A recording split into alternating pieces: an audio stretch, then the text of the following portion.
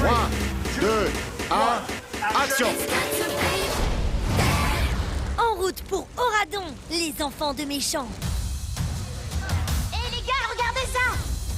Nom d'une pieuvre! Oh, j'y crois pas, regardez, c'est aujourd'hui! Les enfants de méchants sont des héros maintenant.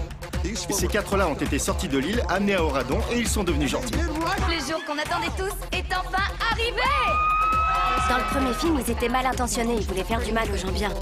Dans le deuxième film, on les voit seulement gentils, et dans le troisième, on se rend compte qu'ils peuvent être les deux. On a cessé d'avoir honte de nos origines et on est de retour dans notre quartier. On vient réveiller l'île et apporter la bonne nouvelle.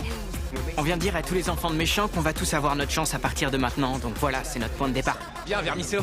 J'ai l'impression que les relations de Mal changent avec un peu tout le monde. Ses rapports aux autres évoluent parce que son rapport à elle-même évolue aussi. Sa relation avec Evie reste la même, c'est sa meilleure amie.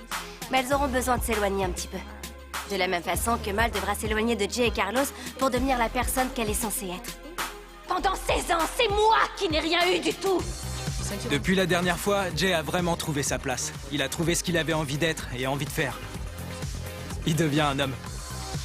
C'est toujours sympa de retrouver Carlos. C'est un garçon auquel on s'attache hyper facilement. C'est un vrai gentil et c'est cool de jouer un vrai gentil.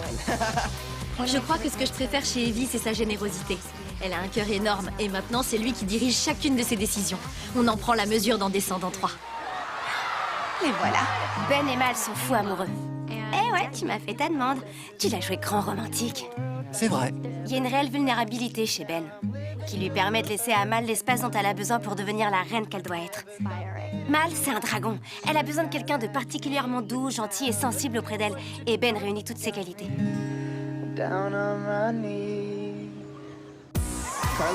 Carlos et Jane forment le couple le plus récent et ça se voit vraiment. Ils sont toujours aussi troublés l'un par l'autre. Ils sont amoureux d'une façon toute innocente, presque infantile. Et c'est formidable parce que Mal et Ben ont déjà une relation mature et sophistiquée. Alors que Carlos, on est encore à s'angoisser pour l'anniversaire de Jane. Du genre, oh, j'espère que mon cadeau va lui plaire. Ils ont une relation très mignonne, donc on s'attache à eux. C'est pas grave, tu sais quoi, je vais le refaire. C'est cool, je vais le refaire. On sait qu'Evie et Doug sont très proches depuis le premier film. Mais là, ils en sont au moment de leur relation où ils se demandent si l'autre l'aime réellement. Est-ce qu'il m'aime ou pas? On voit vraiment se révéler la jeune fille qu'elle a toujours été et qui se retrouve aussi chamboulée qu'on l'a tout été par notre premier amour. C'est agréable de retrouver un personnage qu'on a déjà joué. Je le connais mieux et au-delà de ça, j'ai l'impression que mon personnage commence de plus en plus à me ressembler. Je suis vraiment heureux de donner à Carlos le début de maturité que les gens attendaient de lui. C'est un personnage très innocent, plein de pureté. Il a vraiment de jolies qualités de cœur. Je suis vraiment désolé, non, pardon. En tant qu'actrice, j'ai toujours eu une affection particulière pour le personnage de Mal. C'est peut-être le personnage que j'ai préféré jouer. Alors, c'est incroyable de pouvoir revenir et montrer comment Mal évolue. C'est génial, c'est un immense privilège. Ma mère dit toujours que les amis, c'est la famille qu'on se choisit. Et c'est exactement ce que les enfants de méchants sont les uns pour les autres. Dans les moments difficiles ou face au danger, on les voit toujours se serrer les coudes. Le quatuor! On s'investit tellement qu'on tombe amoureux de ces personnages et on a l'impression de vivre à Auradon avec eux. Et en tant que spectateur, on a envie de les connaître encore plus intimement. Et je crois que c'est ce qu'on propose dans ce volet.